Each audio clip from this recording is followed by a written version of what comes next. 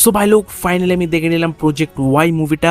আর এই মুভিটা হচ্ছে 2026-এর মোস্ট বোরিং মুভি। কারণ এই মুভিটা এতটা বোরিং যে যখন তুমি এই মুভিটা দেখবে তোমার প্রতি 5 মিনিট অন্তর অন্তর মনে হবে এইবার মুভির ভেতর বড় কিছু হবে, অ্যান্ড হয়ও সেটা মুভিটা শেষ হয়ে যায় আলটিমেটলি। তো এই প্রজেক্ট ওয়াই মুভিটা সেই সব ছেলেমেয়েদেরই পছন্দ হবে যেসব ছেলেরা কোরিয়ান মেয়েদের পছন্দ করে বা যেসব মেয়েরা কোরিয়ান ছেলেদের পছন্দ করে।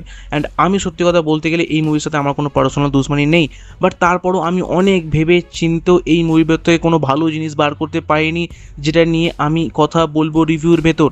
মুভির ভেতর এমন কোনো হাই পয়েন্টই আসে না যেখানে আমার এই মুভিটা ভালো লেগেছে বা মজা লেগেছে।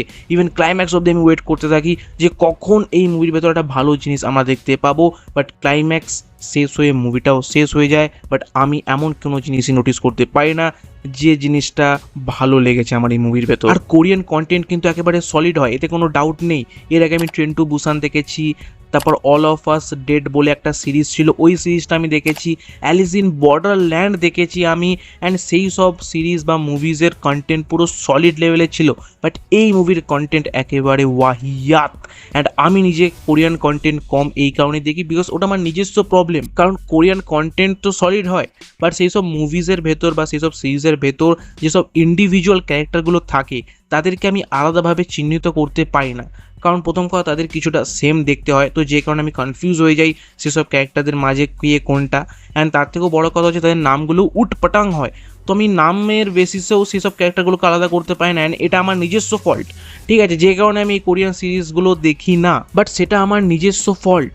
এই কারণে আমি কোনো ভালো কোরিয়ান মুভিকে বা সিরিজকে খারাপ বলবো না, বাট এই মুভিটাকে আমি খারাপ বলবো কারণ এই মুভিটা অ্যাকচুয়ালি খুবই খারাপ। মুভিটা জাস্ট আমার টাইমটা নষ্ট করেছে। আর এতটা রিভিউ দেখে নেওয়ার পরও যদি তুমি এই মুভির গল্পটা শুনতে চাও তো আমি বলছি উইথাউট স্পয়লার, এই মুভির মধ্যে দুটো মেয়ে আছে যারা নিজেদের লাইফে খুবই ফার্স্ট্রেটেড, অ্যান্ড তাদের জাস্ট একটাই জিনিস চাই, পয়সা, যে কারণে তারা একটা ধনী ব্যক্তির খাজানা লুট করে নেয়। অ্যান্ড যখন তোমার থেকে তোমার প্রিয় জিনিস কেউ কেড়ে নেয় তো তুমি তাকে তো ছাড়বে না, তো সেই ধনী ব্যক্তিটা তাদের পিছু নেয় তাদের ফিল্ডিং সেট করার জন্য।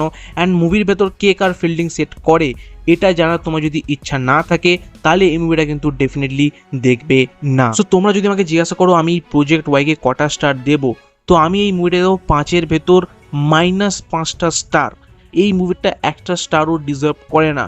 আমি মুভির ভেতর এই মুভির সিনেমাটোগ্রাফি দেখতে যাইনি বা এই মুভির ভেতর কোরিয়ান দেশ কতটা উন্নত সেটা দেখতে যাইনি। আমি দেখতে গেছিলাম এই মুভি কতটা এন্টারটেনমেন্ট প্রোভাইড করে, কতটা মজা প্রোভাইড করে, এইটাই।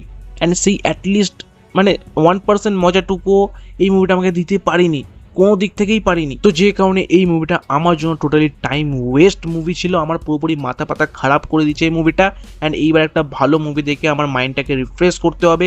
বাকি তুমি যদি অলরেডি প্রজেক্ট ওয়াই মুভিটা দেখে থাকো তুমি অফকোর্স কমেন্টে জানাতে পারো ভাই তোমার কি ভালো লেগেছে। আর যদি ভালো না লেগে থাকে তুমি যদি আমার দলের লোক হয়ে থাকো তাহলে আমার চ্যানেলটা এক্ষুনি সাবস্ক্রাইব করো। আর যদি তোমার ভালো লেগে থাকে তাহলে আমার এই ভিডিওটা তোমার বন্ধুকে পাঠাও অ্যান্ড তাকে বলো আমার চ্যানেলটা সাবস্ক্রাইব করতে। বাকি আমি কথা বলেছি একটা খতরনাক অ্যাকশন মুভি নিয়ে, সো তুমি যদি একটা অ্যাকশন লাভার হয়ে থাকো তো তুমি যাও গিয়ে আমার সেই রিভিউটাকে চেক আউট করতে পারো তোমার সাথে ঠিক সেই ভিডিওতে।